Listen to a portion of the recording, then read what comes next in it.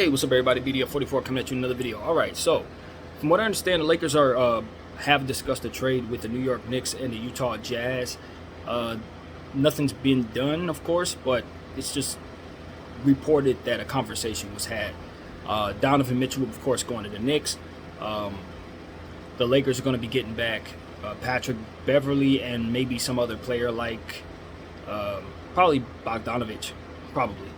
And of course, the Lakers would be sending Russell Westbrook to the Utah Jazz. Probably other draft compensation would be going to the Utah Jazz. Likely a bunch of picks, obviously, from New York. They're getting all the picks in the world from New York. And probably end up getting the 27 pick from us. Key to all this for the Lakers is giving up Russell Westbrook's contract, and we understand that we're going to probably have to pay to give that up. So if we're only giving up one pick to give up a contract for Russell Westbrook, I think that you're happy to do that. Bringing back Patrick Beverley is a good piece. I don't like the contract that he's on for what it is that we have going on. But him as a player is great. Now, the best way to acquire Patrick Beverley is to wait till mid-season and see if he gets bought out. He's a buyout candidate player. You don't know for a fact you're a contender. You know for a fact he's a second half contending piece. So that's what I tell the Lakers. You believe yourself to be a contender, but if something goes wrong, you've acquired this player, and now you're the one that's probably going to be waiving him so that he can be going to another team to contend. And since we're coming off a season where we didn't even make the playoffs, and we have the same core coming back next year, no, I don't like this trade as it pertains to bringing back Patrick Beverley on this price. But if I'm not paying for Patrick Beverley necessarily, I'm paying to get rid of Russell Westbrook. And if this is all it takes to get rid of Russell Westbrook, then that's the price I was willing to pay to get rid of Russell Westbrook in the first place. So with that being said, it's a good as deal as any. I don't think it gets done because this is the stuff that it's going to take to get Kyrie Irving. And I know the Lakers aren't walking away from Kyrie Irving unless they're certain Kyrie Irving isn't coming to the Lakers. Now, the Brooklyn Nets have obviously made no indications that they're willing to move Kyrie Irving. But the Nets are in the same position the rest of the league's in. Nobody's been able to make any moves at all.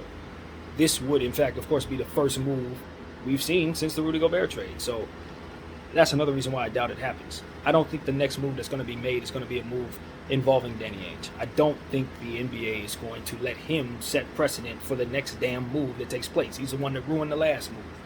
He's the one that ruined the market by making the move for Rudy Gobert. The market would be utterly irresponsible for letting him be the next person to set the tone for the rest of the market. He froze it.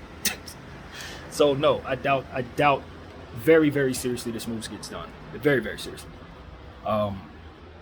For that reason, and like I said, the Lakers are not going to give up opportunity to get Kyrie Irving. I don't care what to tell you. This is the same type of thing that we did 3 weeks ago when we were discussing conversations with the Indiana Pacers. It's just another bluff. We are pulsing bluffs. You know, you pulse. Doop, doop, doop, doop, doop, doop. We are pulsing bluffs. That's all it is. So here's another bluff for you to take. Take it on the chin. Receive that pressure at the end of the week. Brooklyn, make a move. And the answer is nobody's going to make a move. We're hoping to shake up the trees. Maybe if we can get somebody to make a move of some sort. Hey, we're talking. Why don't you guys start talking too? Hey, maybe some other people start talking too. We feel a little better about this market. No, we don't. No, we don't. We just want people to think we feel great about this market. Nobody can move in this damn market. That's the point. So I don't think anything gets done. And I certainly don't think Danny Ainge is going to be the one making the next move. Although I definitely believe Danny Ainge is the guy calling everybody saying, hey, I got a deal for you. Yeah, I'm sure you do, dude. I'm sure.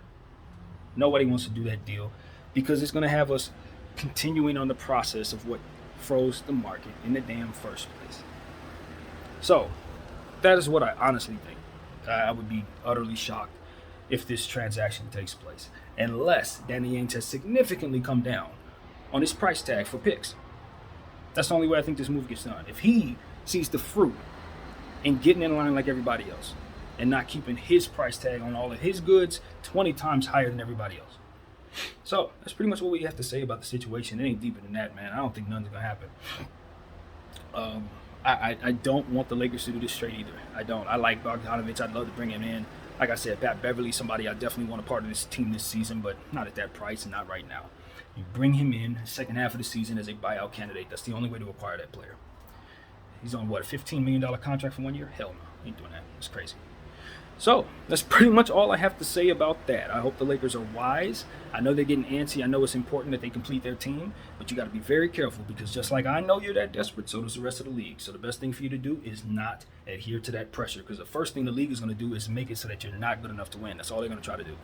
That's all they're trying to do. Whatever move the Lakers make next, if it's something that they haven't orchestrated themselves, chances are it's orchestrated to force us into not being good enough. Just being honest with you. So that is all I have to say. My name is BDL44. I thank you all for watching. I'm out.